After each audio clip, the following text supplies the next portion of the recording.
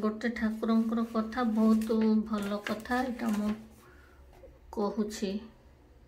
सद्गुरु धरिले हजार हजार जन्मर काम गोटे जन्म रे हो जाए। श्री ठाकुर कहते सद्गुरु सतनाम सत्संग और सत्कर्म अर्थात इष्टकर्मर आश्रय ग्रहण करने फल मनीष भल मंद भूल त्रुटि सुख दुख उठा पड़ा इत्यादि सबकिछिर भितर दे भी तांकर दयारे शेष पर्यंत तांको पथरे ही आगे जाए। हजार हजार जन्मर काम तार एक जन्म रे हो जाए।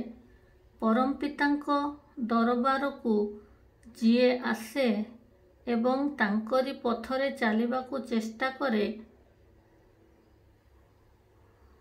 तांकर प्रारब्ध जनित आपातः पतन बा अमंगल भी उन्नति और मंगलर कारण होई ठिया हुए। एटा लेखाई छे। धीरे धीरे एटा ठीक से जानिले केते बढ़िया कथा लेखाई छे। सद्गुरु धरिले हजार हजार जन्मर काम गोटे जन्म रे हो जाए। श्री ठाकुर कहते सद्गुरु सतनाम सत्संग और सत्कर्म अर्थात इष्टकर्मर आश्रय ग्रहण करने फल मनीष भल मंद भूल त्रुटि सुख दुख उठा पड़ा इत्यादि सबकिछिर भितर दे भी तांकर दयारे शेष पर्यंत तांको पथरे ही आगे जाए। हजार हजार जन्मर काम तार एक जन्म रे हो जाए।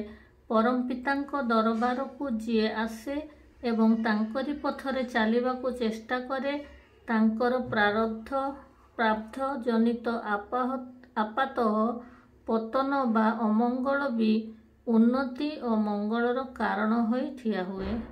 आलोचना प्रसंगे 13 खंड पेज 126। जय गुरु।